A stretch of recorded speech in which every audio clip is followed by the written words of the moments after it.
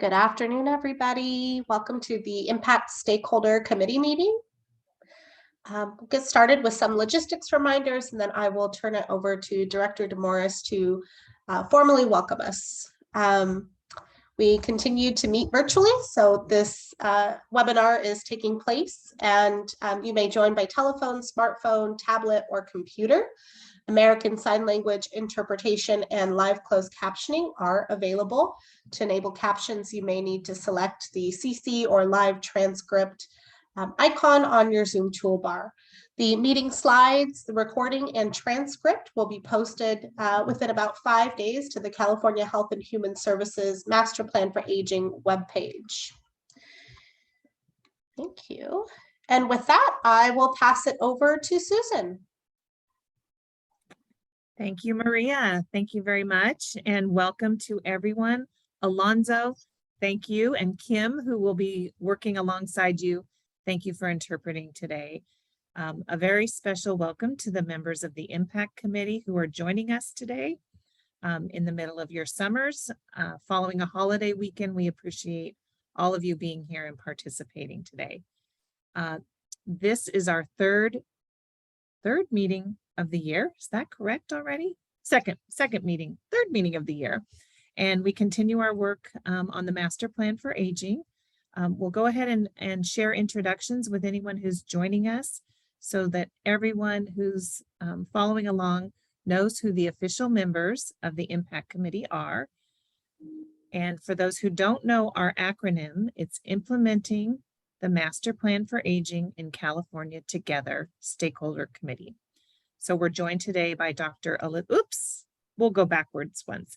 Dr. Elizabeth Edgerly, who represents the Alzheimer's Association, Andy Imparato, who leads Disability Rights California, Nancy McPherson, who heads AARP California, Dr. Sarita Mahanti, who is the president and CEO of the SCAN Foundation, one of 7 funders of the master plan work, Doug Moore, Executive Director of United Domestic Workers of America, Sharon Nevins, who joins us today from Texas at a national meeting, but in her day job leads the San Bernardino County Department of Aging and Adult Services, Kevin Prindiville, Executive Director of Justice and Aging, Kiran Savage Sangwan, who is on vacation. We're so happy for Kiran today.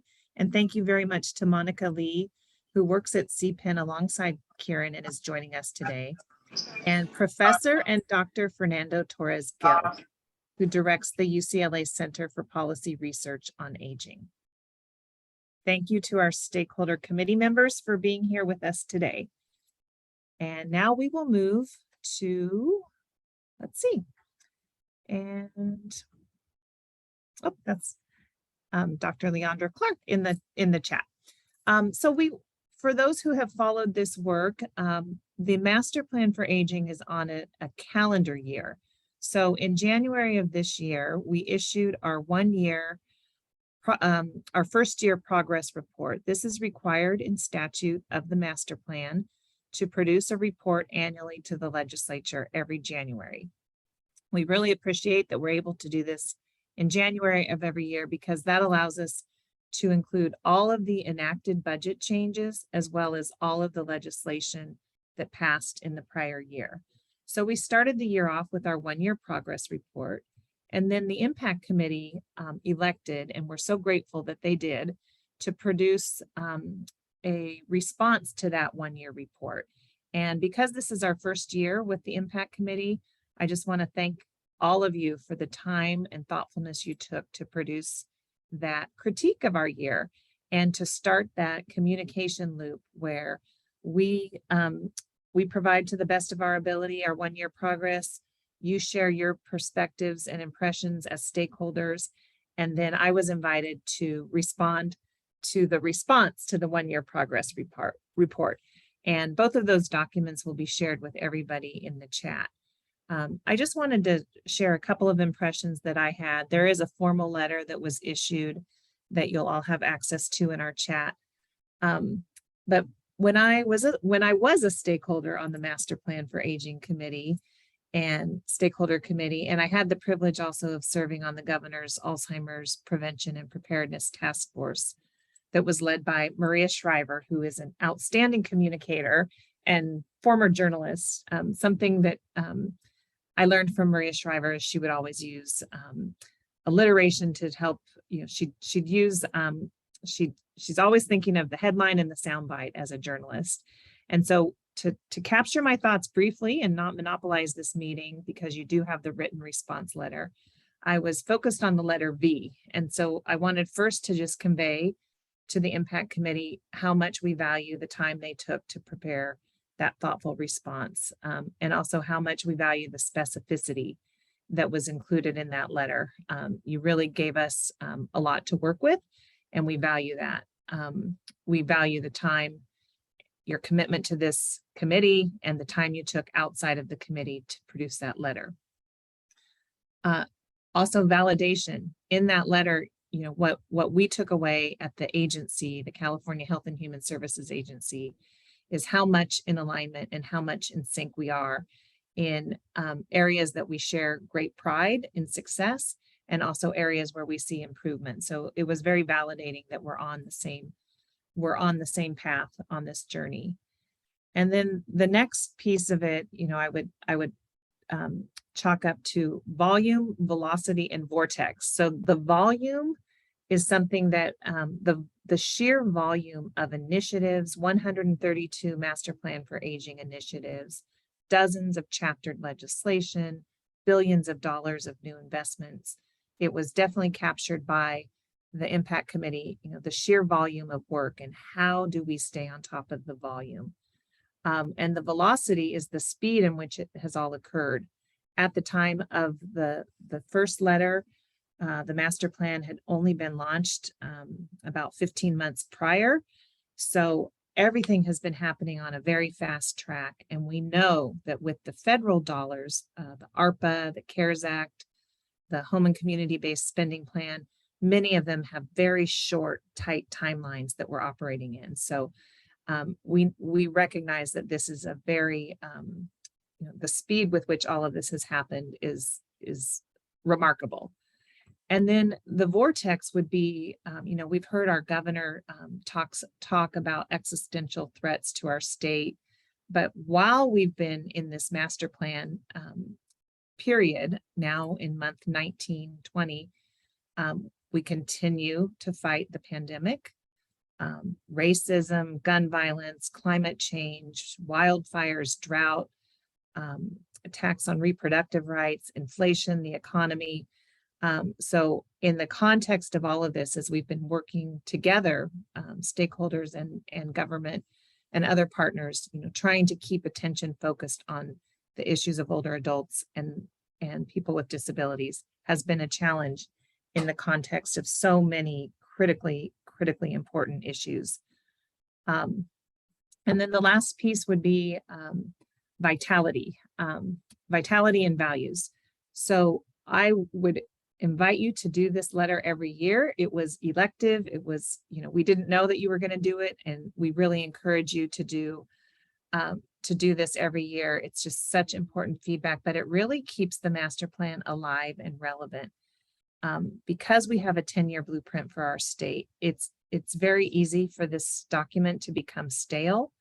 And with your letter, with our annual report and your letter, it really helps all of us keep this work vital and alive and in front of us and relevant. And so I would point to the priorities that you called out in the letter: expanding home and community-based services and building a statewide network and system, ending senior homelessness, deeper investments in the workforce, and embedding in a very explicit way equity. So that's how we are keeping the master plan vital, is by calling out specific issues.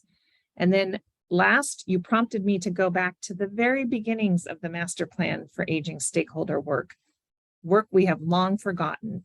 And some of you may remember that we established values at the outset of the master plan work. And I will remind you today of what those values were then and are today. And that's what I wanted to close on, is that your letter and the progress report reinforce that we all share the same values, which are choices, equity, dignity and disruption, inclusion and accessibility, innovation and evidence-informed practice, and partnerships. And so those were the original values that the Stakeholder Advisory Committee formalized and finalized, and were carried through all of the master plan development work and stay with us today. So that's the verbal response to the letter. And now I'm just happy to take any questions or responses that you have to that.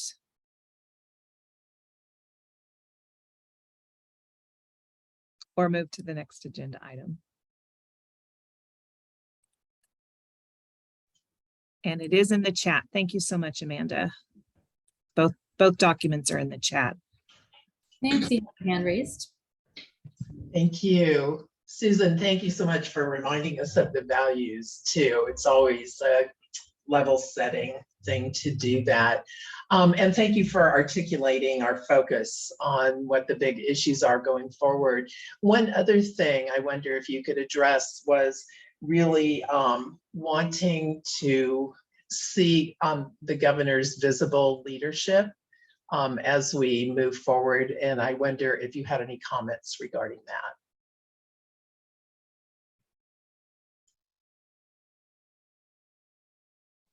Susan, you're muted. Thank you, Nancy. That's a good reminder. I didn't mean to bypass that. So the next, on our horizon, the most immediate would be the September 20th Cal for All Ages and Abilities. The governor has been officially invited to that event. We do not know if he's able to join us or not. And we continue to look for other opportunities now that the budget has been signed. And the governor will be signing bills, over the next couple of months, but we are looking for opportunities in the field for the governor to join stakeholders at work in their communities. We welcome any suggestions and ideas. If you have opportunities for the governor to visit organizations, individuals, groups, and communities, please let us know about those opportunities. And then we do have the invitation pending for September 20th. And we would encourage all impact committee members, as well as those listening, that if you have individual organizational events, please, by all means, do reach out to the governor's office and be sure to include him and let us know if we can be helpful with that.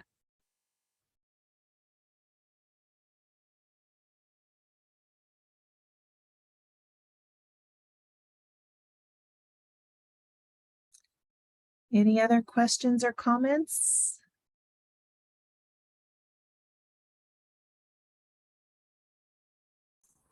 Okay. Just to say again, just to say thanks again for responding, and we look forward to continuing to provide that feedback, and it helps to have that response, helps inform the way that we get feedback. So appreciate it. Sure thing. And please do it again. I imagine it was a lot of work for all of you to coordinate that too. I can only imagine. So thank you for that. All right, so we'll go ahead and move then to the next slide. So this is absolutely apropos to the one-year progress report, and much of what was outlined in the Impact Committee's letter is, how do we wrap our heads and our hands around all of this activity? We are so proud, one of the many, many outcomes of the Master Plan for Aging is that the Department of Aging has the new Aging and Disability Research, the Division of Aging, Policy, Research, and Equity, headed by Sarah Steenhausen, who's been with us since January of this year. And I'm so happy to turn this over now to Sarah, who will walk us all through significant budget investments over the past 2 years. Great. Well, thank you so much, Susan. It's a pleasure and an honor to be here with all of you today. And we met on Friday with a group of the members from Impact Committee, and you all provided very helpful input as to what would be informative for the discussion today. So we put together a slide deck that tries to draw out all of the investments across the 5 bold goals, not only in relation to this year's budget, but also in relation to last year's budget. So I'll be walking through those and happy to take questions afterwards. So just starting with, a quotation from Dr. Galley, speaking to this historic budget signed by the governor, which builds on prior investments in health and human services, furthers the state's vision of a healthy California for all. It improves the ability to serve the whole person and ensures that the health care, housing, and social needs of those we serve are considered together, not solely through the lens of separate funding streams or programs. And most importantly, the investments will improve the lives of our most vulnerable neighbors while addressing the underlying inequities in our society.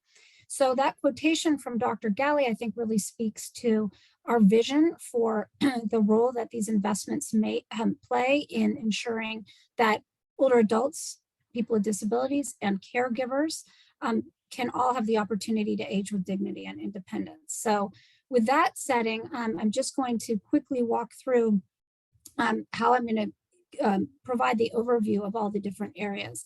I'm going to walk through each of the goal areas and where the investments are. I do want to note that, I don't want to speak for other departments, so you might have questions about specific initiatives that are led by other departments outside of the Master Plan for Aging, because we recognize that advancing the Master Plan for Aging is about us in partnership with all of our department and agency colleagues. So with that, what I can do is speak again to the high level, and then we can follow up if there are specific questions and a need for additional information. I also wanted to address, to send you all to the link that you see at the bottom of your screen, which is the source document for all of this, which is the governor's budget summary. And the details will be released soon as well by the Department of Finance. So that link is on the slide deck. Next slide, please. So before I get started, I really wanted to kind of highlight what are some of the themes in investments, because some investments are in the billions of dollars, and they're more layered for aging and disability and caregivers, so that they might not be targeted to the MPA, but they have the high investment and the potential for significant change in terms of potentially building capacity, developing infrastructure, expanding programs, or addressing rates and reimbursement. But then there are other investments that may not have the same dollar value, but go a long way in planning for our system needs. So for example, some of those investments might be under $1 million, but really get at the heart of the issue that needs to be addressed in terms of developing recommendations and the data needed to advance system change. So I would say that it doesn't mean as much to just look at the dollar investment across all issues. It's really important to think about what role that particular investment plays in system change, and whether it's targeted to these populations or whether it's layered. And then finally, how this community can be sure to engage in the process of implementation, so that where there are those significant investments that might not be directly targeted at older adults or people with disabilities or caregivers, that we can be a part of it. So that involves, a lot of ongoing advocacy and involvement with implementation and ensuring that the population gets their share of the resources as well. So next slide. So I'm going to start with an overview of the Housing for All Ages and Stages investments. And just as a reminder, this goal in the Master Plan for Aging really seeks to develop age and disability and dementia-friendly communities across the state. So to that end, it's not just about developing affordable, accessible housing, but it's also about transportation. It's also about age and disability-friendly communities, as well as climate-friendly aging and emergency preparedness. So last year's budget really provided historic investments with over $10 billion for housing resources writ large. Again, this is one of these big investments where there are many different areas that have direct impact on older adults and people with disabilities. And you can see a number of initiatives that are outlined there, including community care expansion, building out accessory dwelling units, and then funding for affordable housing production and preservation, as well as some smaller pilot funding through the Adult Family Home Project, as well as funding for fall prevention and home modification, and planning for dementia-friendly communities. This year, the governor invested over $11 billion for housing resources, and included within that is the community care expansion resources, specifically focused on operating subsidy reserves, as well as additional financing support for accessory dwelling units, as well as age-friendly community grants, a pilot for a Healthier Homes Aging in Place initiative that will be run out of the Department of Aging, veterans housing and homelessness prevention, as well as resources focused on disaster planning and preparedness here at the Department of Aging. Next slide, please. So the next goal focused on health reimagined. And just as a reminder, this goal focuses not only on how we can develop our healthcare system to meet the needs of this population, but also how it meets the needs of the whole person, and looking at our long-term services and support system and developing more integrated service delivery system. Next slide, please. So I had to approach this a little bit differently. There were so many. I think the main message here, I can't walk through all of these investments, but the really important message here is this gives you a sense of the wide range of investments across both capacity building, infrastructure development, system planning, as well as some resources for some expansion of programs, research, and of course the investments in Alzheimer's that we saw, as well as data development. And you can see some examples of the kind of understanding our system and laying out the analysis for what's needed in our HCBS gap analysis, as well as the data that will be collected through the LTSS data dashboard. So I think this really speaks to a lot to what Susan was talking about the volume of investments and just the range of different issues that were identified and addressed in last year's budget. Next slide, please. And this year we saw significant investments as well.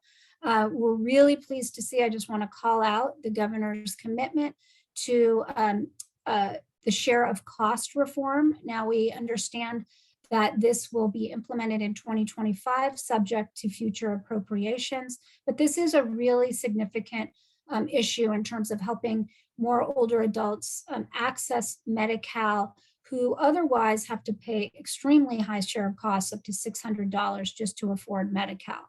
So again, this is a commitment to address this in the out years. Then you see a number of other investments across our AHSS program, the Medi-Cal Working Disabled program, as well as investments like the Community Living Fund, which is the first time that the state is launching a dedicated fund to help older adults and people with disabilities remain in the community or transition from institutional settings with funding for special emergency needs.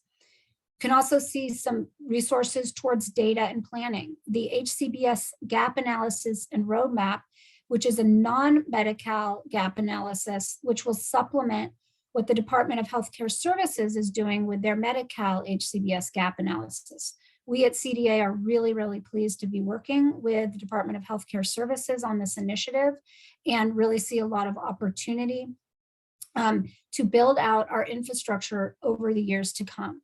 A number of other important investments for capacity building. We see COVID recovery resources for the community-based adult services program, funds to modernize the Older Californians Act and reinvest in many of the services that were defunded as a result of the Great Recession, as well as a number of other investments, including additional resources for the Alzheimer's Healthy Brain Initiative and a long-term care ombudsman outreach and awareness that we will be leading at the Department of Aging. So again, this is just a wide range of investments, high-level overview as well. So that's okay. Next slide. So the next goal, as you know, focuses on inclusion and equity and not isolation. I'm getting at a range of issues, including addressing and preventing elder and dependent adult abuse and neglect, as well as opportunities to engage in the community and to ensure that older adults and people with disabilities are not isolated. Next slide, please. So I wanted to highlight, as you know, last year we had significant investments in this area. There were funds dedicated to older adult resilience and recovery, which included a range of investments across our Older Californians Act programs, but also that we're really focused on helping keep older adults engaged in the community and fighting the isolation that was born by the COVID pandemic. Resources for enhancing access to technology, for expanding our adult protective services program to the over 60 population, language access, as well as the establishment of the Office of Long-Term Care Patient Representative, and employment opportunities, enhancing funding for employment for older adults in the Department of Aging. And then this year we saw investments in the Adult Protective Services program by expanding training opportunities, as well as funds for foster grandparents and senior companion volunteer programs. Next slide. Part of Goal 3 also is really focused on state and local leadership, recognizing that leadership really is a key theme woven throughout the master plan for aging. We understand the importance of the state leading and listening throughout the development and implementation of the master plan. So last year, as you all may know, the governor focused on developing resources at the state level to lead in MPA implementation, as well as establishing the position of the Senior Advisor for Aging, Disability, and Alzheimer's out of the governor's office, which Kim McCoy-Wade now leads. I do want to note that with the funding that was established in 2021-22 for MPA implementation, we have launched our Division of Aging, Policy, Research, and Equity. It's a really tremendous opportunity where we are bringing on staff to lead a research team, a policy team, our chief equity officer that we'll be recruiting for very soon. And that person will also have a team to advance equity, both within the Department of Aging and externally with our policy partners. And we're also using this division to launch the workforce initiative. So I can speak to, while this might not be the biggest of investments monetarily, it really can play a significant role in helping advance the policy and research needs of the master plan for aging. This year, we saw, fortunately, additional resources going towards MPA implementation and building out our data system and our data dashboard for aging and bringing it over to the Department of Aging. We're very excited about that, as well as establishing an Aging and Disability Institute of Learning and Innovation for all of our network partners and programs and colleagues and volunteers and workers to have a one place that they can go to for training, learning, and leadership and innovation and best practices. So this is a learning management system that we will be developing over the next few years. Next slide. So now I want to focus on Goal 4, caregiving that works. And this goal is targeted at both addressing the importance of our paid workforce, direct care workforce, as well as our unpaid family and friend caregivers that provide so much of the support to older adults and people with disability in the community. So I'm starting out by just kind of providing a high-level overview on the direct care workforce investments that were made in both the 2021-22 budget year and the 22-23 budget year.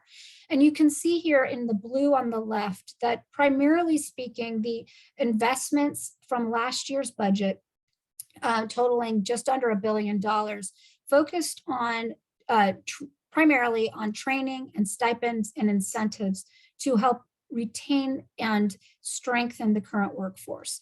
This year's investments are really focused. We're really excited for $1.5 billion of investments to build the pipeline of community health workers, social workers, nurses, public health specialists, and behavioral health, among others. So this is an example of one of these spaces that we were talking about where there is tremendous volume of resources that have been invested in workforce, and it's incumbent upon all of us to ensure that we are able to target these funds in our efforts of implementation to meet the needs of older adults and people with disabilities in line with the master plan for aging.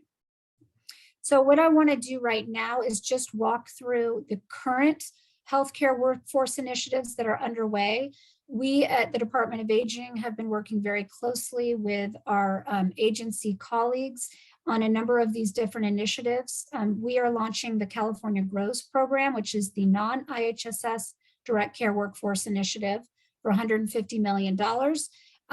We've had several engagements on that and are happy to follow up with additional information. We'll be launching it this fall. There's the IHSS Career Pathways program, which also provides training and incentives for the IHSS workforce.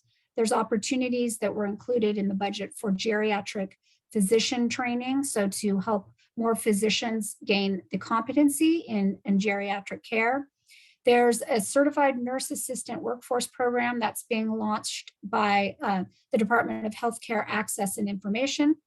And the Department of Developmental Services is launching the Direct Support Professional Initiative to focus on training and incentives for the direct care workforce that works with people with developmental disabilities.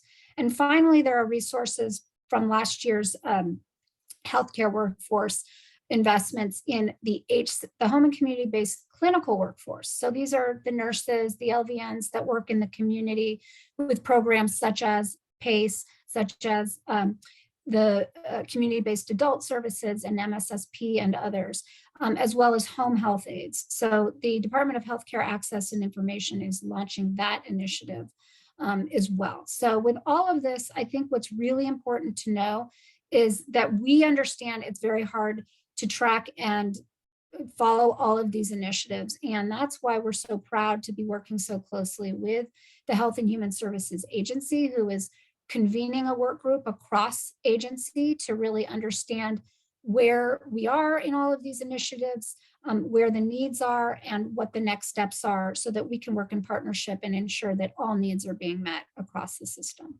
Next slide, please.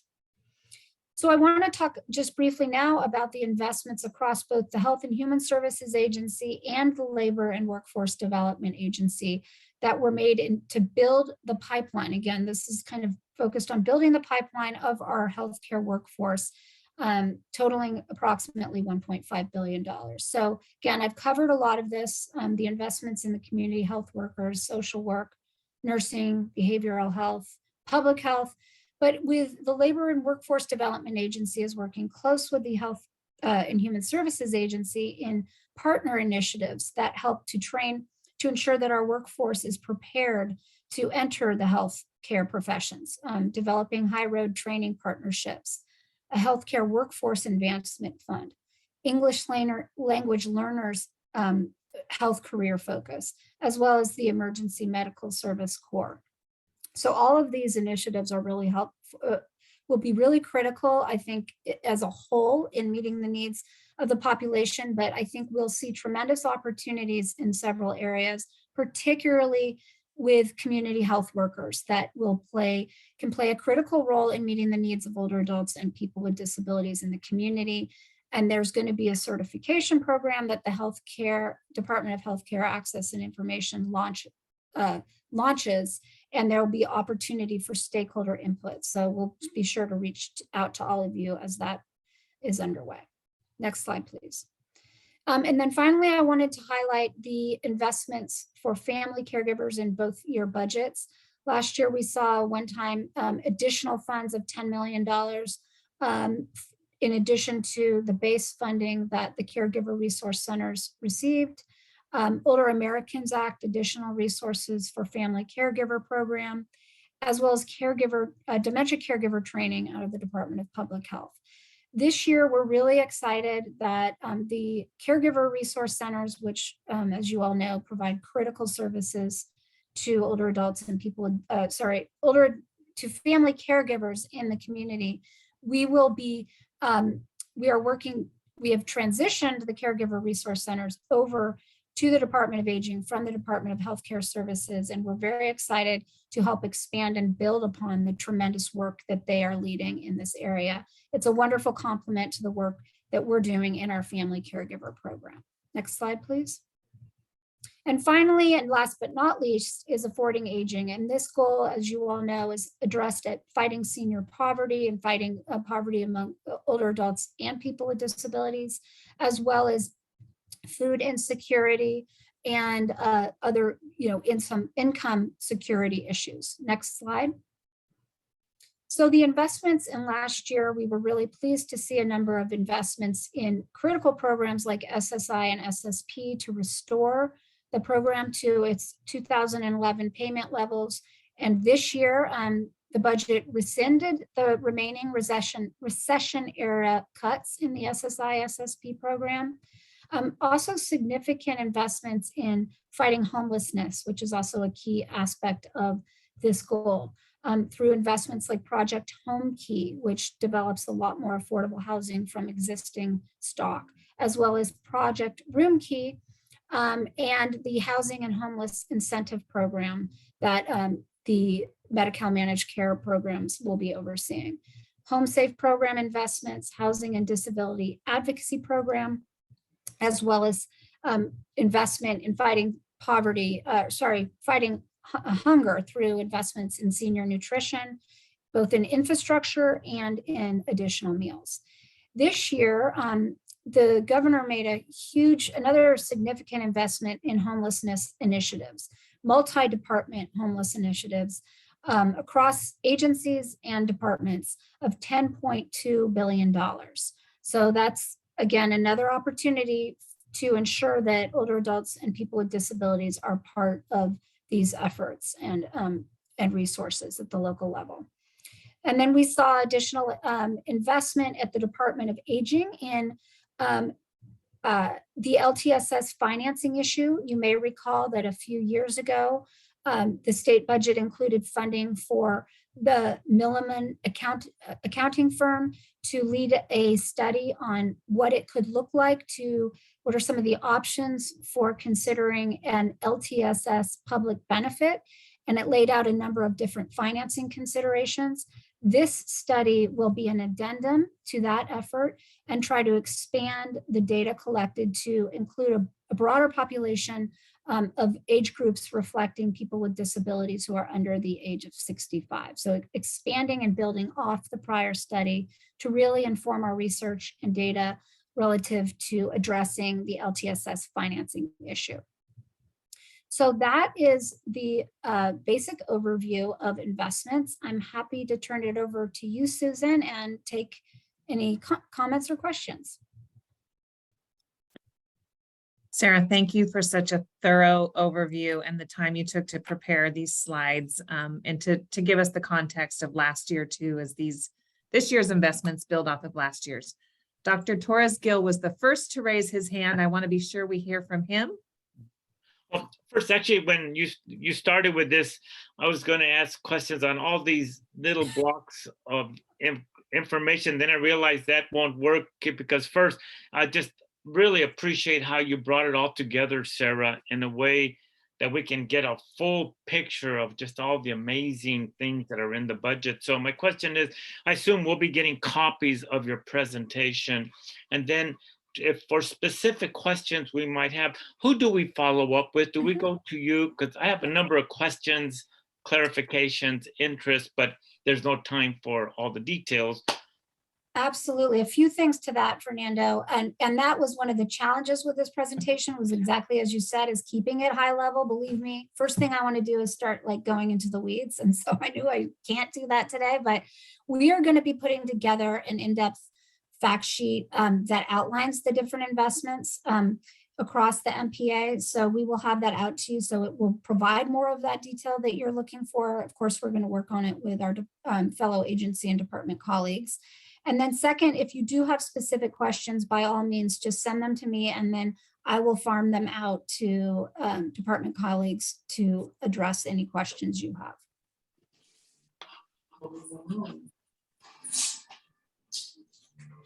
This is Sharon. I just want to say the presentation was good. I was actually able to sit and see a lot of it. And I had the same questions about getting copies of it, but it was answered. So thank you. Absolutely. Thank you, Sharon.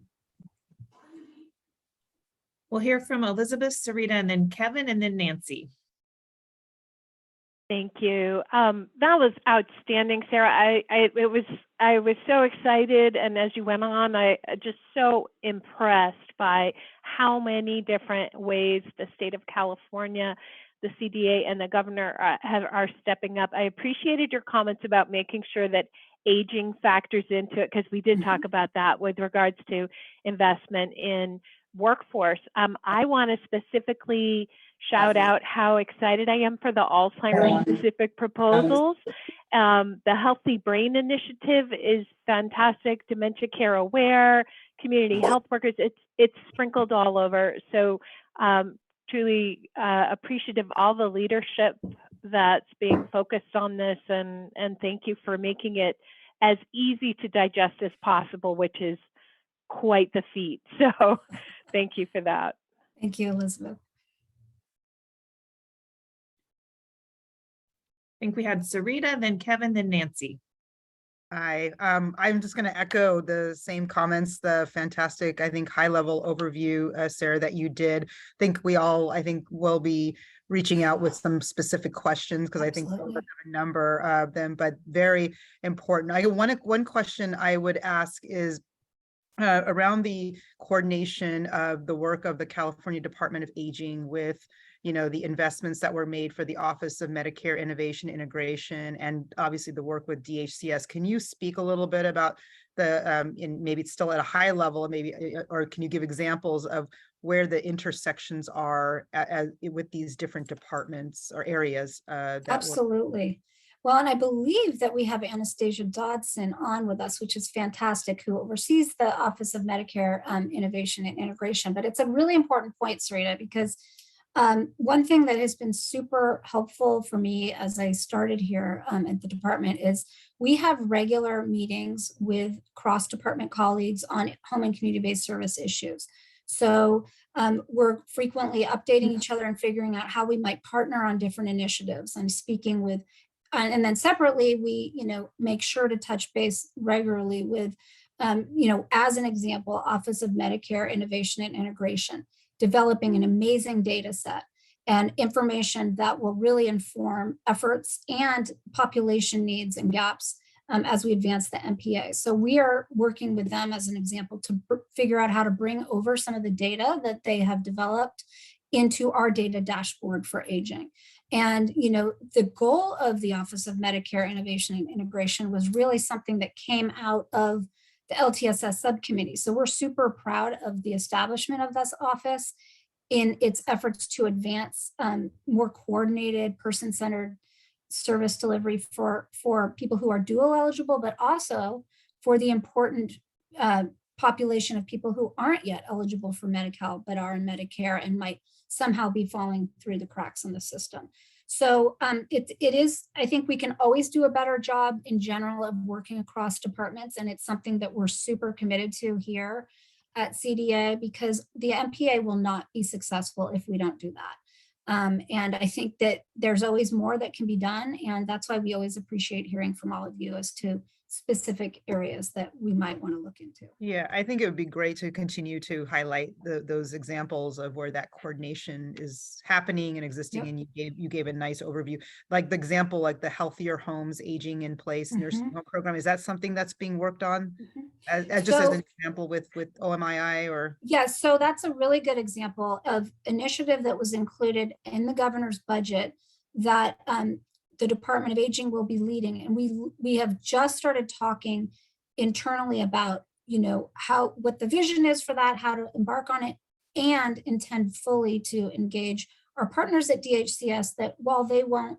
necessarily be administering the program, it's really important to have that connection to OMII, because ultimately, as you know, those are the types of initiatives that really will impact the Medicare population and the duals.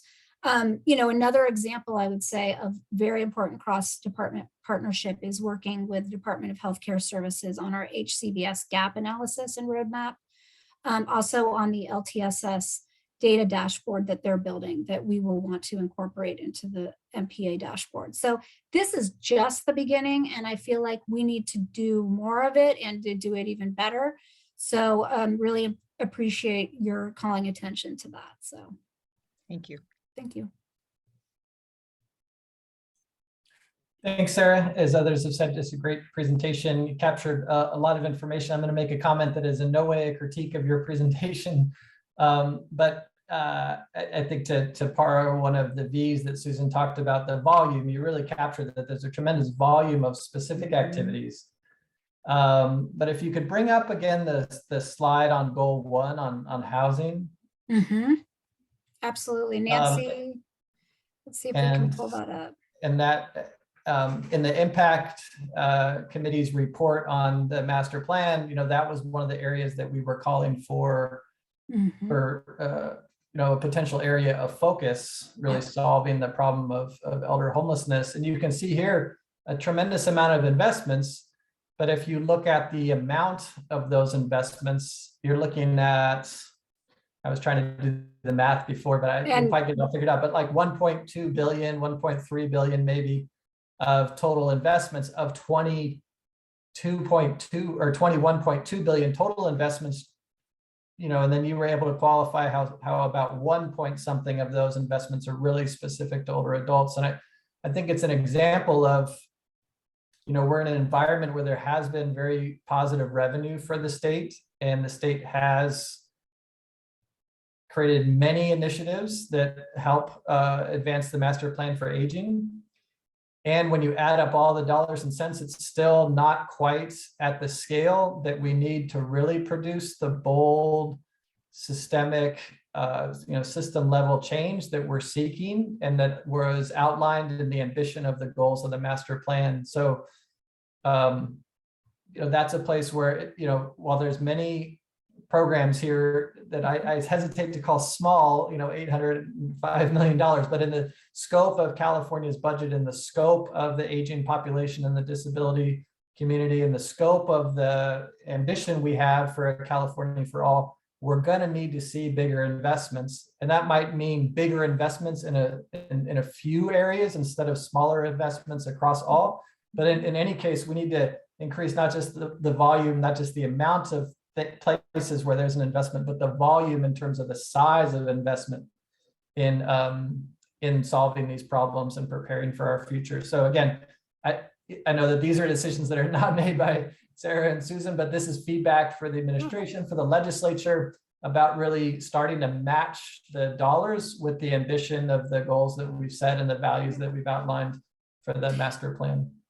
Yeah, it's a really great point of kind of feedback for us. And I think that where I'm really excited is Susan participating on the Interagency Council on Homelessness, aging getting a seat at the table. This is all about needing to develop these relationships cross agency and ensure that the resources that are out there can also meet the needs of older adults and people with disabilities. So, but we hear you and we appreciate your input. And I think that this is where we need to play a really, really important role in working cross agency to really understand where those opportunities might be and to help be a conduit between, our community and these opportunities. And Susan, I don't know if you wanted to add on to that at all. The only thing I would add, and we hear you, Kevin, is even the 21-22 investments, not all of those are yet spoken for. And for this year, they're just 10 days old. So there are, there continue to be opportunities to allocate these dollars. We'd want to work in close collaboration with stakeholders. One example is tomorrow, Sarah and I are part of a dual agency, labor workforce development and Cal HHS half-day session just on workforce. So, there will be a lot of discussion about each of those social workers and community health workers. So I would just encourage this group to not think that since the budget's done, if you don't see something, you've got to move on to next year, that there's still quite a bit in play, even from last year. And this year's budget is not even 2 weeks old yet. We've got Nancy, and then Andy did have a question in the chat I want to be sure we have time for before we move to the next item. Thank you, Susan. And I put my hand down because Kevin asked part of my question, but I'll ask the second part of it. And Sarah, like others, you really are a magician when it comes to making this consumer friendly. We should all be able to see the budget laid out this way. So for me, for our organization, it's becoming less about the funding and more about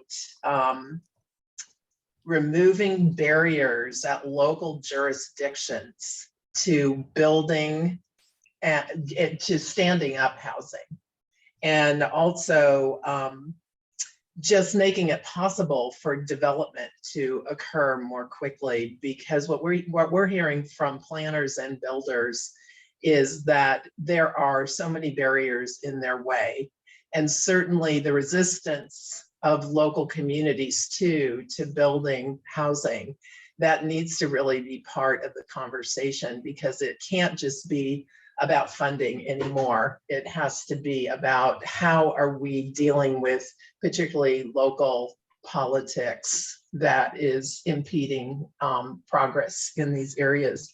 And then for workforce too, and I'll send you a separate question, Sarah, but just to tee up for you, I'm very interested in a management structure and additional FTEs and project teams. What's the, how do you actually execute on this much money in a reasonable period of time? And I think it would be helpful for me as an impact member to really understand what the infrastructure, the organizational human infrastructure is behind the scenes that can help make that happen. Well, that's a great question. I can speak to what we're doing here at the Department of Aging with our workforce initiative. When I came here, that was on my plate to figure out how to do this, expend $150 million in 2 years' time, and do it meaningfully and with important outcomes to meet the needs of the workforce population. I would say a couple of things. It depends on how departments want to carry out their initiatives. We at the Department of Aging are really excited. We've brought on, who will be starting next Monday, an assistant director for our workforce initiative, Renita Polk, who comes to us from the Senate Budget Committee. We're super excited about that. But what we're also doing is working closely with other partners and across state agencies. So DSS has been super helpful as well. And we are contracting with a vendor to oversee with us the execution of the funds and the different requirements, because to stand it up internally, these initiatives with such tight timelines to expend the funds, it's oftentimes prohibitive within the timeframes that we have. So we've been balancing how much we can do within the state and then how much we can contract out. And then those vendors can work with us in implementing the program and developing the outreach. It's also been super helpful, frankly, to have the support of the Master Plan for Aging Foundation partners who have dedicated resources to helping us advance our understanding of certain policy issues. So we had a consultant that really helped us engage stakeholders in the development of our workforce initiative. And it really informed our understanding of the landscape, and they're going to be producing their findings. Those types of relatively smaller investments are tremendously impactful at the state level. And they're much more efficient with time. So I would say that in general, it depends on the initiative, but when it's a short-term initiative of 2 years, you generally don't bring on a whole team of new state staff because it takes long to hire them and all of that. So I don't know, Susan, if you want to add on to that. No, I want to thank you again, Sarah.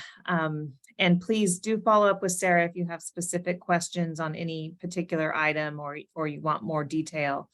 The question that Andy had in the chat that I'll read aloud. The overview of new investments in progress is impressive. I am wondering if you can speak to threats on the horizon that may not have been clear when we began work on the MPA. For example, the Laguna Honda closure, the impact of inflation on exacerbating the housing affordability crisis, ongoing effects of the evolving pandemic on the health and safety and relative isolation of immunocompromised elders and people with disabilities, the impact of growing hate crimes against older Asian Americans, etc. So the response to Andy's was All of those concerns and more, we hope will be reflected in the next 2 years of initiatives. So that is why we have a 10-year blueprint that's broken into 2-year increments. And our September 20th convening is the start of shaping the next 2 years of initiatives. And we really hope that everyone will bring forward any, anything that has changed over the past 2 years, or to reinforce things from the past 2 years that aren't getting the attention that they deserve. Before we move to the next section, I also want to note that we have a number of questions in the chat about the availability of translation in Spanish. And what I'm able to share is that this entire Zoom transcript will be translated into Spanish and be made available on the CDA website. For this meeting, we do not have simultaneous Spanish language translation. So thank you to everybody who's raising those questions, and I'll put that in the chat as well. And now, perfect segue, Andy, thank you. And I didn't mean to speak for him. He asked me to because he's in a spotty internet place. So now we're moving to the event that is actually happening because of the Impact Committee. We have confirmed that on September 20th, the California for All Ages and Abilities Day of Action is happening in Sacramento.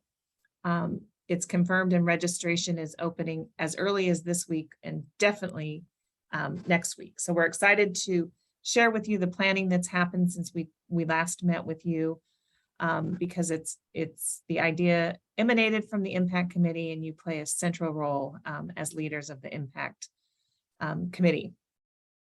Before we go into the details and logistics, I wanted to just open it up unbiased. If there are Impact Committee members who would like to share what they hope to get out of that day before we flood you with a lot of information with our agenda and activities, or what you hope not to get out of the day. Any thoughts about the significance of this event?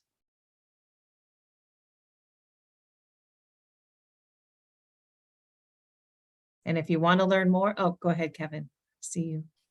Well, picking up on a theme that you touched on, Susan, and that was in our report, and then I mentioned too, I hope it's an opportunity for us to continue to focus on what's next.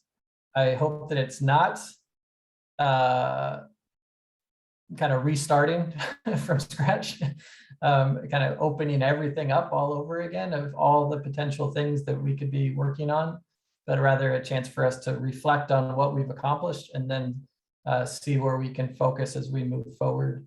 And I hope it's just a chance to connect with a lot of people who haven't had a chance to be together in a really long time. Thank you, Kevin.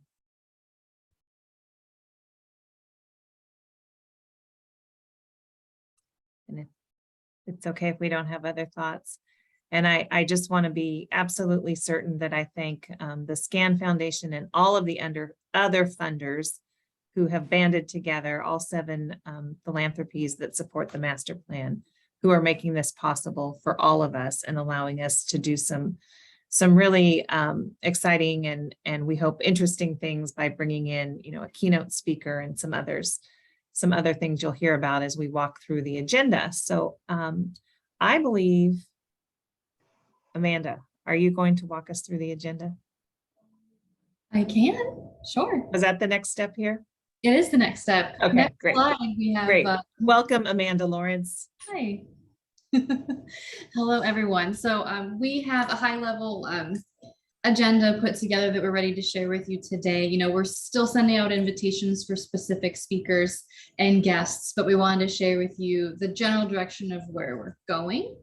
And the registration will open later this week. And so it's a fantastic website that has been put together. Literally, it's a whole full website for the registration. So that'll be shared publicly and of course, emailed directly to you later this week. And what we have planned is an 8:30 start time, and that is for the stakeholder committees, the 6 plus plus CCOA and the ADRC committee, I believe, will also be joining us in addition to the 6 stakeholder committees that we typically refer to. They'll have time to get together. You'll have about a little over an hour to meet and greet and plan the presentations that you'll be giving later on in the day. Then Susan will go ahead and provide a welcome and opening remarks. And I believe we shared with you that Ashton Applewhite will be our keynote speaker. She's flying out from New York. If you haven't seen her TED Talk, of course, I encourage everyone to check out her TED Talk. I can put it in the chat in a minute. But she's a fantastic advocate for fighting ageism and ableism, as well as racism, and all the other isms, as she says. So she'll provide the keynote, and then we are hoping that she will then engage in a discussion with special guests, including legislative leadership, to really take a further, like a deeper dive into ageism, ableism, and racism, and the intersection across all of those. Following that conversation, we will go ahead and be joined by Undersecretary Marco Meach, who will really celebrate and elevate this cross-agency partnership that has led to advancing the master plan for aging. He will be joined by other agency secretaries who we are in the process of inviting to join us that day.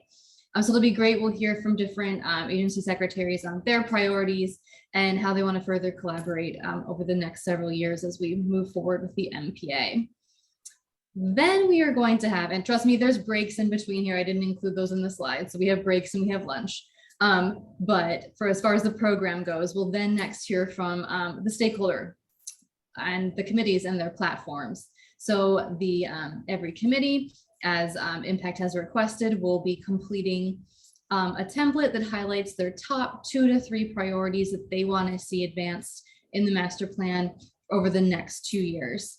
So they will each have about 15 minutes to share their priorities for 2023, 2024. Next slide. So one, I think kind of one of the most exciting aspects of the agenda is that we have contracted with Inclusion Films, which is led by Joey Travolta. And he does, it's a film company that works specifically with people with disabilities.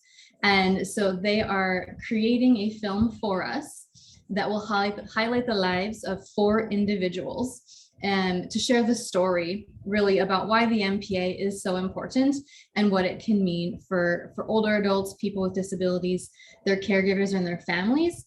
So we're sure to have an older adult, a person with a disability, and a caregiver included in the profiles that are featured in that film. We'll also be inviting the folks who are starring in that film to join us for a discussion with the filmmakers.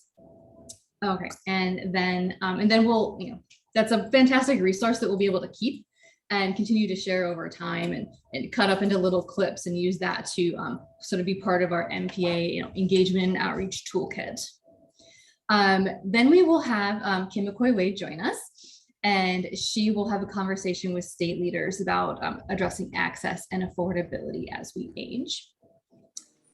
And then we're going to have an interactive activity where we ask stakeholders, but also members of the public, because of course this is an event open to anyone who registers. So we want to hear from people about what is missing, what didn't they hear that day, what wasn't covered in the stakeholder presentations or in any of the conversations that we had throughout the day. So they'll be able to have a facilitated discussion and then a report out to the entire group. I mean, we do have a registration of up to 500 people, so there could be a lot of tables and a lot of ideas. And then we will wrap up with Maria Shriver. She will share via video a call to action. So she will sort of close the day with some action-oriented, encouraging remarks to move us forward. Those are the primary elements of the event. Any comments, questions, any ideas?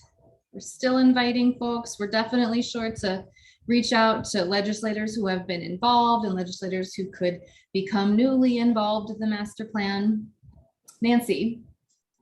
Is there a possibility at the beginning of the day or even throughout the conference center to do a primer on what is the master plan and how does it serve local communities and the state, or even a poster session that has a series of posters that explain different elements. Because to Kevin's point, and it was something I was thinking too, how do we not start over with really rudimentary questions, but have a place to accommodate people who are coming to learn more and to participate. So if there's a place to do that, no pride of authorship, fine if that doesn't idea work, but it's something maybe that would be helpful to be able to corral people who don't know a lot about it. Yeah, I think that's a great idea. And it's also perhaps, and luckily we have Maria here facilitating the Zoom today. She's also leading the planning of September 20th. It might work for while the committees are having their meet and greets, that there is sort of a primer for members of the public who are joined in the other room. And we definitely are creating a lot of material, collateral items to be distributed during the event as well. Thoughts, Sarah, Maria, Susan? Yeah, no, that's a great idea. Thank you, Nancy. And I think what we can do is take it back to our planning team and figure out how we might, realize that and think about ensuring that everybody has that basic context for what the MPA is as we go into the day.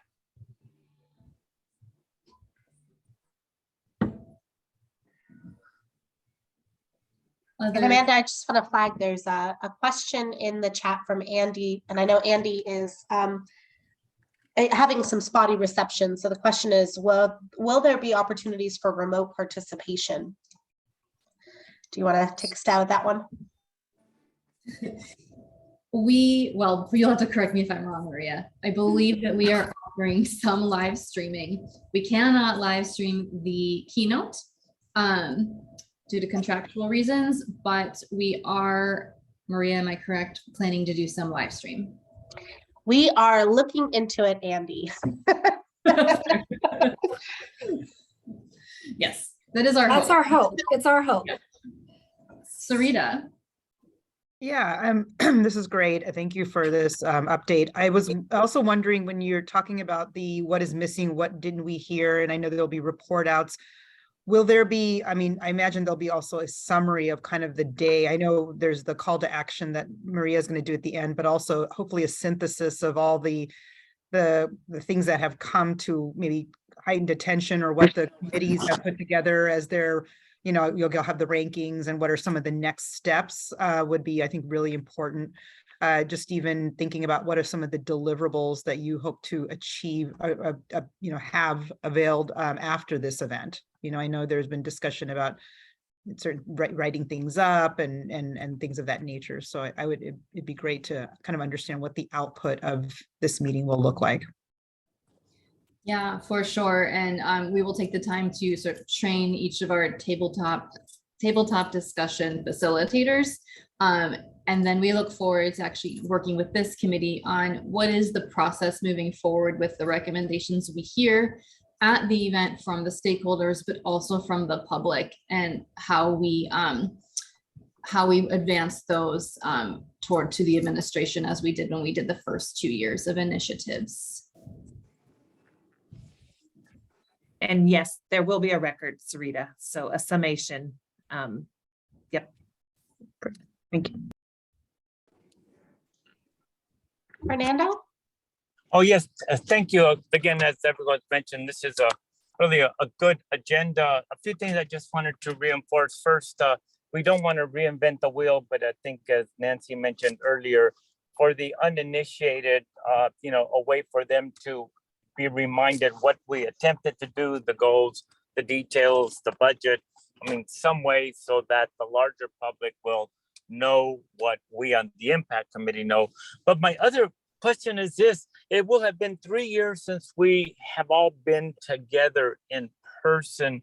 So can you remind me, what are the social interactions that we will have? I saw a notice that There'll be a dinner the evening before. There's going to be other committees that will be there. How do we benefit from the social interactions and the fellowship and getting to know each other again? Yes, thank you, Fernando. We are really excited about being able to bring people together and as safely as possible, of course. We do have the dinner planned for Impact committee members and other special guests out on the terrace. So outdoor activity, as long as weather permitting, will be great.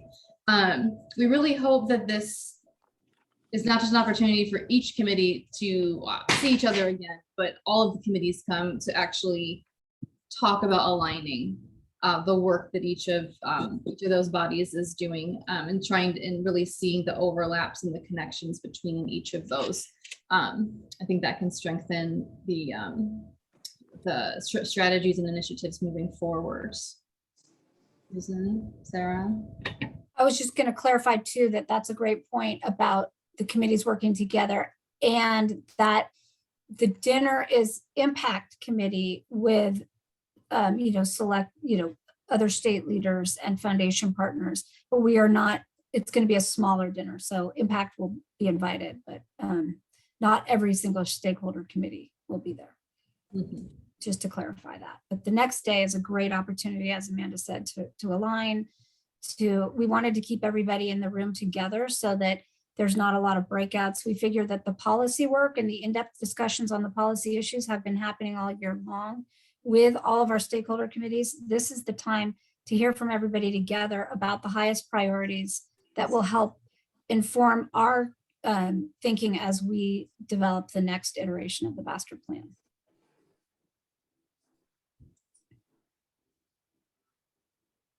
Kevin.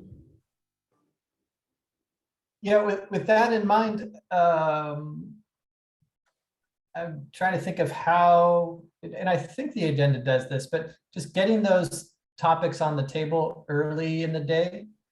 Again, operating from the assumption that we're not starting from scratch. So the point isn't like for everybody to be provoked throughout the day and then at the end share what they think, but rather kind of start with where people are and then hope that all of our speakers and panels and are reacting to what our committees have said is most important to them, rather than having a lot of panels and stuff of people talking that maybe haven't been as engaged, and then kind of hear from our experts, our stakeholders at the end. So I think the agenda does that, kind of starting with some inspiration from Ashton, and then pretty quickly you're getting to the committee work. But I would try to front load as much as possible. Like, let's hear from the committees, and then the rest of the day can be, how is this being responsive, or what would we do next that's responsive to what we've heard from the committees? And then to raise Nancy's question again from earlier, I don't see the governor on the agenda, and Susan, you said he's been invited, we're working on it, but just to reiterate again, we think that'd be really important to have the governor there to for us to celebrate what he's committed to and the plan that he's helped and provided such important leadership on, and just to get to celebrate that with him and to see that continued commitment and collaboration would be great. Thanks, Kevin. Yes, those are good points. We're going to take that back to the planning team. Yes, and this is Sharon. I was just going to ask, I thought I had missed something, so I'm glad that it was brought up. I was just going to ask, is the governor going to be present? Are we still kind of waiting? Yes, we have invited the governor. We are awaiting the response. So that is yet to be seen, but we're definitely engaging the office of the governor, regardless of whether the governor is able to make it or not. Right, and I also agree that we should not start from scratch, but have a way to continue the efforts and to pretty much lay out the developments that's been put in place. Great. Thanks, Sharon. Nancy, do you have a comment? So I'm curious about technology at a conference like this, and if it's possible, and tell me what works in a larger environment where ADA needs to be considered, but some like the Slido app, for example, where you could do polling in real time on issues, kind of getting to what Kevin is saying. There may be points during the day if people could download something like Slido at the beginning of the day, and opportunities for people to weigh in. So you're getting feedback on an ongoing basis before we all sit down at a table together. And there are certainly other apps besides that one. That's just one that we use for polling. Yeah, great idea. I think our team is working on different ways we can be very engaging throughout the whole day. Put that on the list. And I'll add to, some of the comments about not starting from scratch. With the 6 stakeholder committees plus the California Commission on Aging, we are asking that the platforms, that we receive them well in advance, and we will compile those results, and that's how we will brief all of our presenters. So they will have privy to that information before they join us. And most of the cabinet members, many of the department directors will be invited. So you see sort of vague on our screen. You don't see the level of detail, and some will be with us for just portions of the day and not for the full day. So that's all still to be determined. And of course, the governor has been invited, and the first partner and Secretary Galley will have a lead role in the day.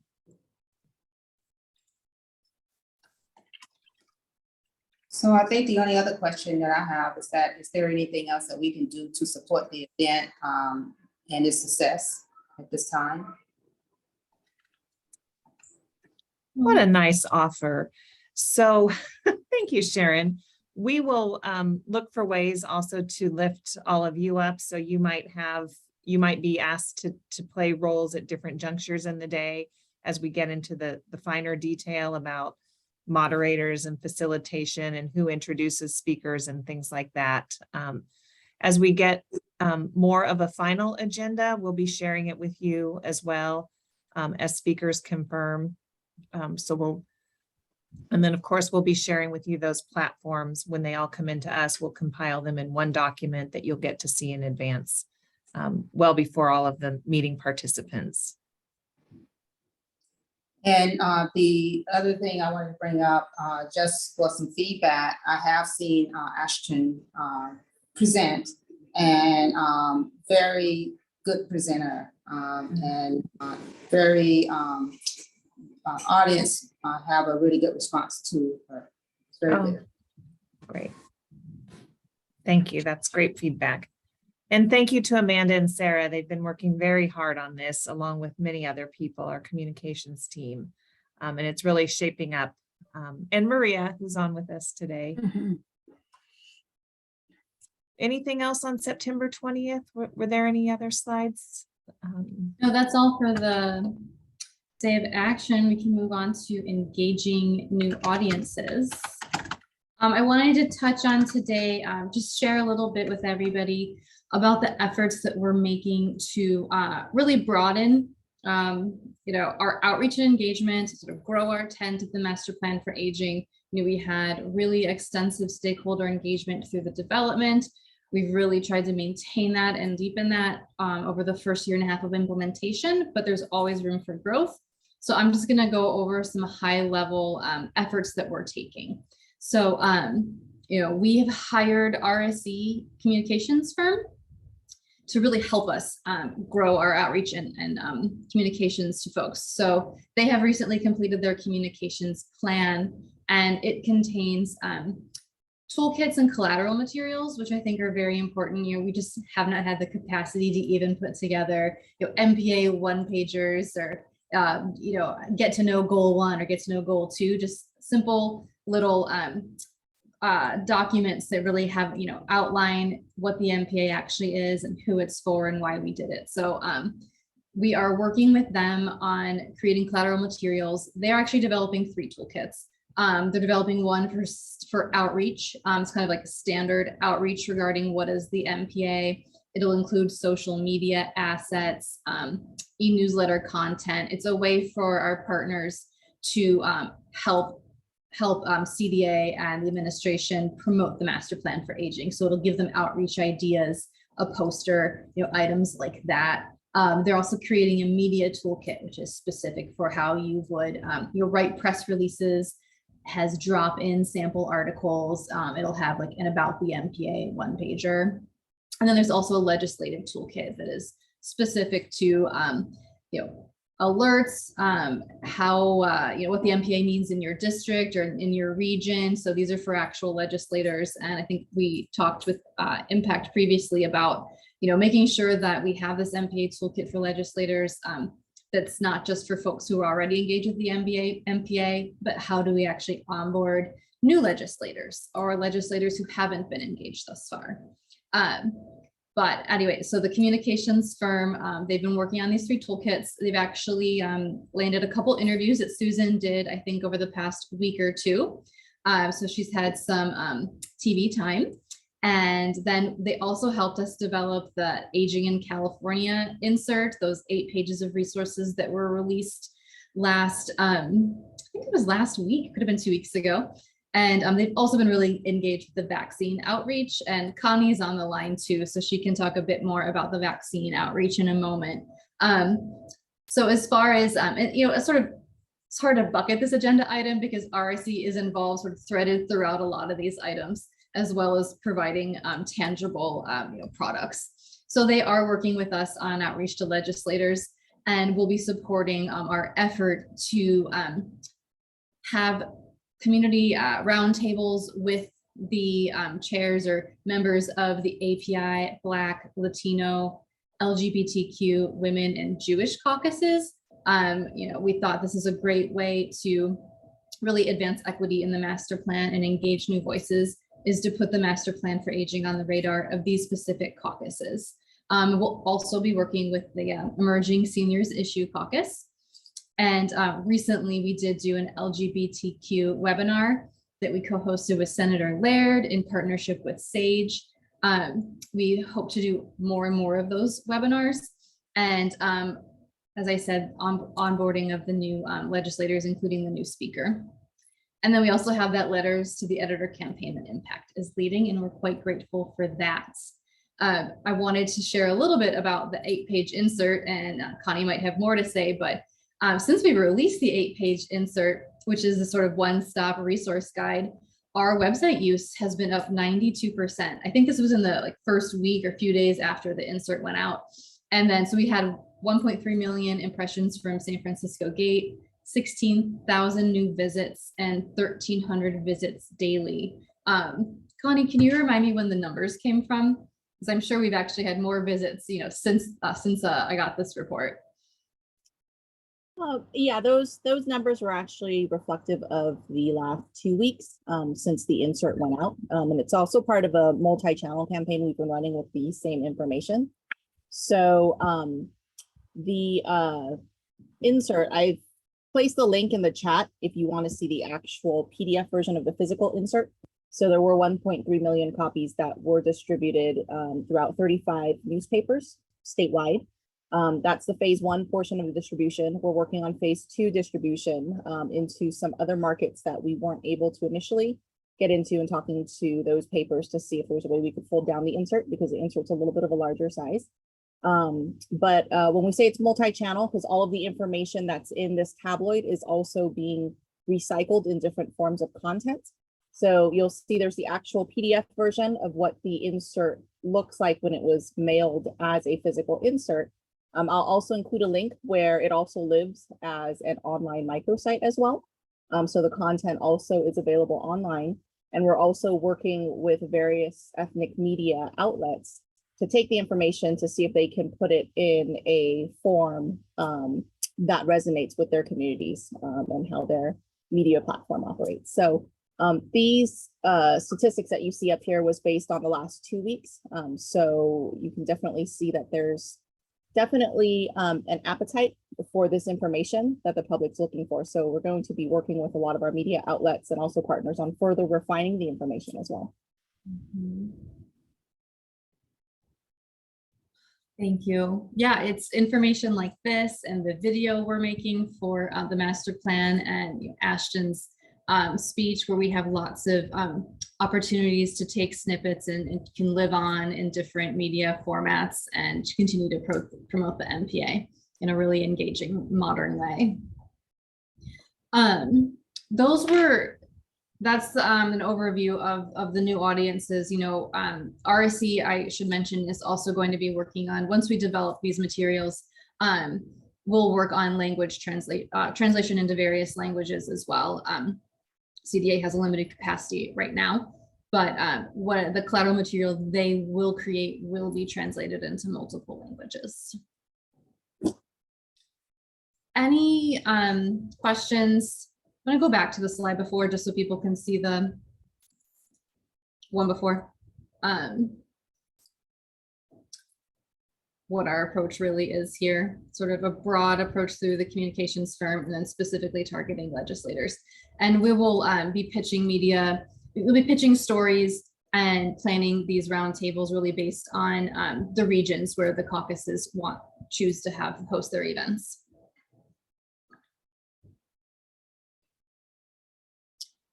And if that is all, I can pass it over to Susan. Great. Thanks so much, Amanda. And I think we're actually a few minutes ahead. So there was one thing I was remiss in doing at the outset of the meeting. I forgot to acknowledge that our Secretary of Health and Human Services, Dr. Mark Galley, and Marco Meach, our Undersecretary, who typically join us for a portion of this meeting. Both of them are in Washington, D.C. this week, working with meeting with Health and Human Service and congressional leaders. So they send their regrets today. That is why they're not with us. And Kim McCoy-Wade is on vacation for most of this month of July, and we're so happy for that. We all know how hard Kim has worked, and glad that she's enjoying her vacation. Kim also would be with us typically for this meeting. And then when I talked about this was included in the Impact Committee letter, but I just wanted to go back to it, that we have always had the cabinet work group, and something that we're working on now that we're in the new fiscal year starting July 1st is because we have the senior advisor to the governor on aging, disability, and Alzheimer's. Kim McCoy-Wade will be leading the cabinet work group, and I will be forming a work group of the directors within the California Health and Human Services Agency, and we'll be cross-pollinating those two groups. But I think I referenced that in the letter, but I did just want to let you know that is one of the ways that we're trying to coordinate our activities and be most impactful.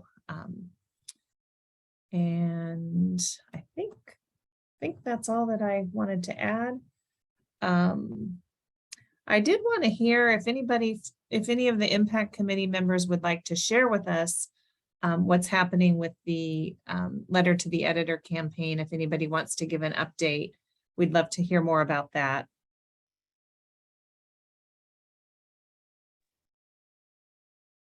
This is Sarita. I can try to find out some more updates. I don't know if I have anything very specific at this time. But do you want me to speak to that, or just what we're contemplating? Is that what? Sure. Yeah, it'd be great to share that now. Yeah, briefly, no. Sarita. Yeah, so we're working with Lucas Public Affairs, and we think there's this real opportunity to elevate the campaign around the master plan. Well, actually elevate the communications around the master plan for aging. And so we're really excited that we're going to be working with our Impact Committee leaders and you as well to do, just to amplify the work of the Stakeholder Committee and the master plan for aging. So it'll be kind of, we're describing it as kind of thinking among California state lawmakers and administration members to adopt, we hope to stimulate that intersectional thinking across all the legislators and administration to really adopt some of those key elements of the master plan. So kind of what is time sensitive, what is urgent, what kind of typical investments that should be aligned with master plan goals, the 5 bold goals. So we're gonna, be working with Lucas Public Affairs, all of us committed to identify some opportunities through the media to kind of look at drafts of different communication opportunities. So just another way of communication, and again, working across our impact committee and all of the other constituents involved in the master plan. That's fantastic. And we appreciate that very much, and we'll help however we can with that effort. And then if Connie Nakano is still on, Connie, would you mind sharing with the group the recent briefing that we did with Ethnic Media Services on a related, but unrelated? Yeah, thank you.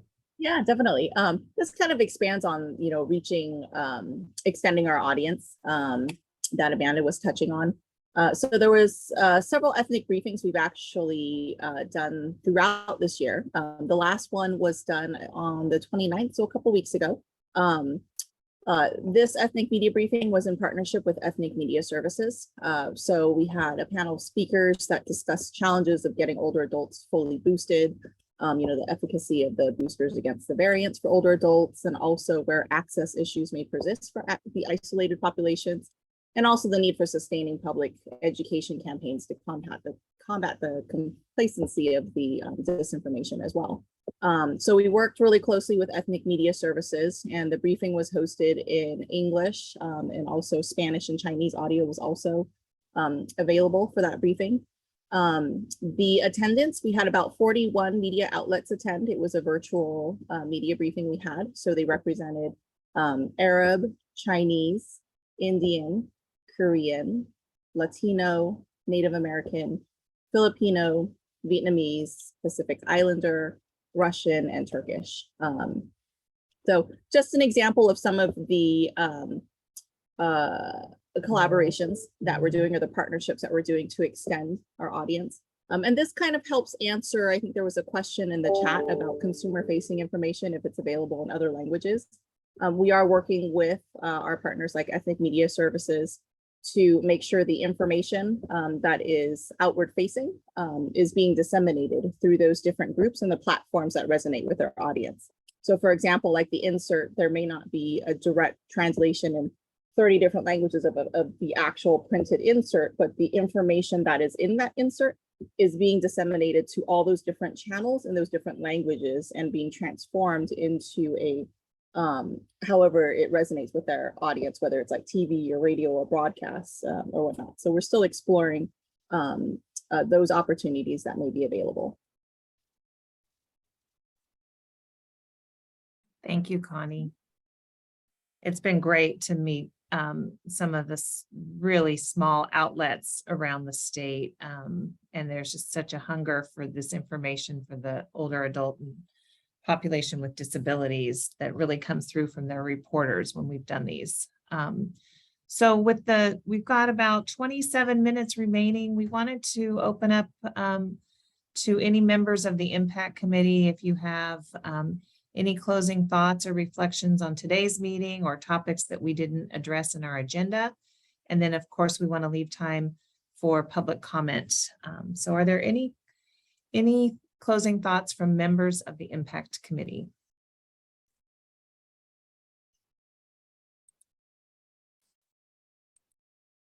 Nancy. If I may share that this week, ARP is releasing in partnership with FEMA a disaster resilience toolkit, a guide for local leaders to be able to reduce risk and better protect older adults. And as a result of this, the Congressional House Committee on Homeland Security has asked for testimony to talk about protecting older adults during disasters. And it looks like we'll be able to include language about the master plan for aging and its language about preparing for disasters and having older adults prepared. So I'd be happy to share a copy of the testimony once it's released. Wow, that's big time. Thank you for sharing that. And we'd love to see that toolkit too, as you might have seen in Sarah's presentation, the positions that we received in the budget that are dedicated to disaster planning and preparedness. We could partner with you on that. We'd love to do that. Any other closing thoughts, comments from the group?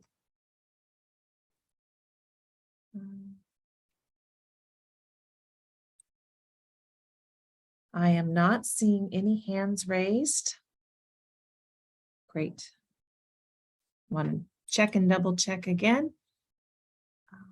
All right. Well, thank you all. Thank you to the Impact Committee members for your participation today, for your time and your contributions. Thank you to the CDA staff and team, and to our two sign language interpreters who covered our meeting today. And I'm going to turn it over now to Maria to take any public comment, including, Maria, anything in the Q&A that we didn't get to. Thank you so much. Thank you so much, Susan. So just a reminder for those who want to join or make a public comment, you can do that by selecting the raise hand icon on your Zoom toolbar. Or if you're joining us by phone, the key is *9, and that will add you to the queue. If you happen to think of something after we adjourn, you can always email engage@aging.ca.gov.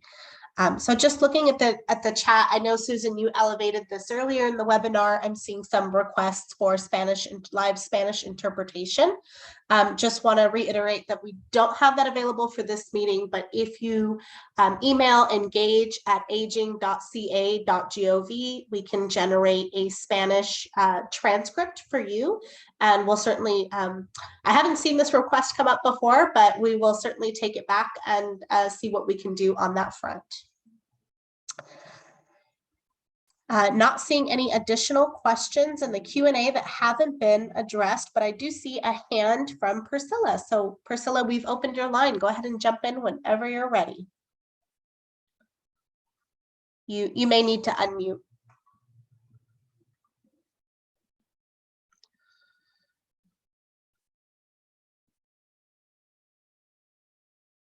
Okay, Priscilla, we may swing back around. I just want to flag that there are a couple questions that did get replied to. One is from Nancy Volpert at the Jewish Family Services of LA. The question, I think, is probably directed to Connie, but will the consumer-facing materials be made available in multiple languages, not just Spanish, but Farsi, Russian, Korean, perhaps others? And looks like they will be. They're just not sure which languages yet. Okay. And questions from the Archstone Foundation. First question, as new programs are implemented and there's so much going on, what would be helpful from various stakeholders? And the second question is, how are we doing in identifying some core measures of the well-being of older Californians and persons with disabilities, as well as caregivers? My mind runs towards some big picture measures like % of people needing assistance with daily life activities to get enough of that, or the % of people who report their health as better than poor or fair. Looks like Sarah's responded to that in the Q&A, so feel free to check that out.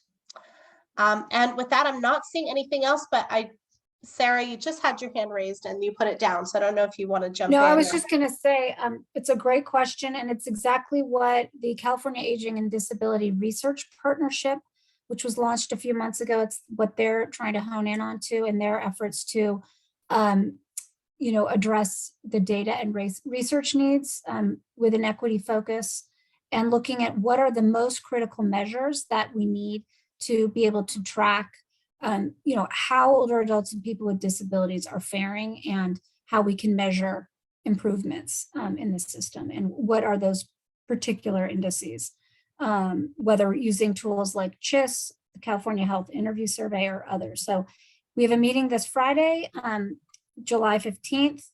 I think we put the link up earlier, but we can put it back up again if you are interested in joining that. I believe we have Archstone represented at that meeting as well. Thank and you, I would just Sarah. add to that, to that response is what stakeholders can do is we do our best to promote all of our stakeholder meetings, but we would just encourage that if you're not represented on a stakeholder work group, to let us know if you'd like to be, and to follow along on those meetings, because they're very content rich, and more of the work will be done by the 6 stakeholder committees. In terms of outcomes, one thing I can share that is new is we are embarking on the first baseline consumer survey in our state. And so it's part of our, what was formerly called Hubs and Spokes, which is the initiative centered on the 33 area agencies on aging in our state, and by extension, the Aging and Disability Resource Connection. So as part of that, we will be conducting a statewide consumer wellness and satisfaction survey in 2023. We're very excited about having that baseline data that we've never had before, to use it for comparison against local data, as well as Sarah said, California Health Interview Survey and other data measures. Thank you both. And with that, I'm not seeing any additional comments, and it looks like Priscilla may have lowered her hand. So I will pass it back to you, Susan, if you want to open it up to committee members for any final comments or close this out. Great. Just my final thought is to thank, this agenda was developed, co-created with the Impact Committee members. So thank you. I think we covered some great ground today. Also, when I was looking at your critique of the one-year report, I thought that's a really good map for future topics too, equity, data and tracking progress. So I really thank all of the Impact Committee members for helping us shape today's agenda. And I'll give one final opportunity for any members of this committee if there's anything you wanted to add before we close. Don't see it. All right. Well, thank you all very much. Have a good rest of your day and evening.